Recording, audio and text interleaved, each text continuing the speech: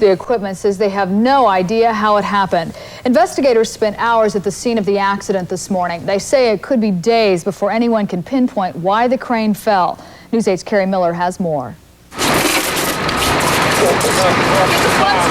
68-year-old Willy Collins may have never known what hit him when a construction crane toppled, the boom falling squarely on the roof of Collins' car.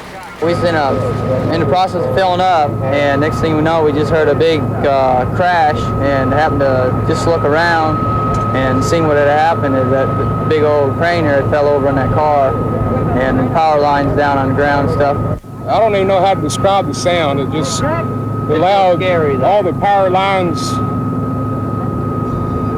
How do you describe electricity blowing up? At this point in time, we're still investigating. We don't know what caused the accident. It was a new piece of equipment and a qualified operator, and we're just investigating to see what did happen. Emergency workers unable to get a heartbeat from Collins rushed him to Hillcrest, where he died in the emergency room.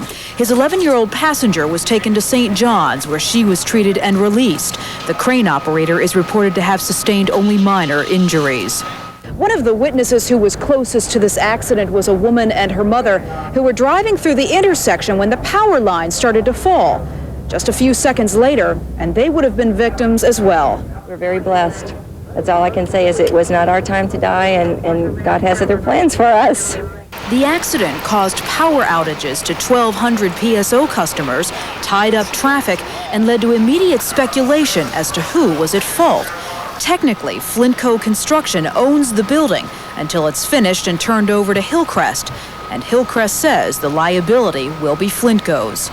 Kerri Miller, News 8.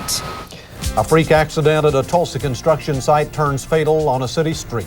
And an Oklahoma key. And I'm Jerry Weber. OSHA investigators are looking into a construction accident that claimed the life of a Tulsa man. He was driving north on Utica Avenue when a crane toppled over and crushed his car. Newscenter 2's Michael Briddell is back from the scene of this tragedy. And Mike, do they know at this point what caused the accident? No, they don't right now. It's too early to tell. People from OSHA and the construction company are still trying to figure that out. The accident happened at 13th and Utica, where the company, Flintco, is constructing a medical office building.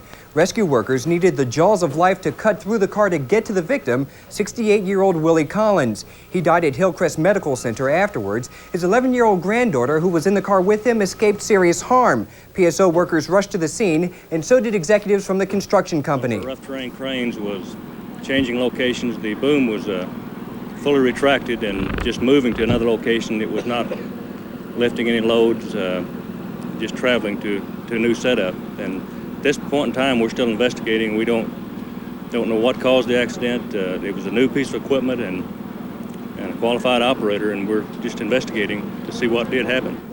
The local head of OSHA says they're checking the qualifications of the crane operator and are trying to find out if the machinery was being handled in the proper manner. Although the car and crane were moved from the scene of the accident before their investigators got there, the director says that won't interfere with their probe. All right, Michael. Thank you much. An Oklahoma highway... Espy was in this white car just ahead of Collins. The falling crane just missed her. Gosh, it really shakes me up to think about it.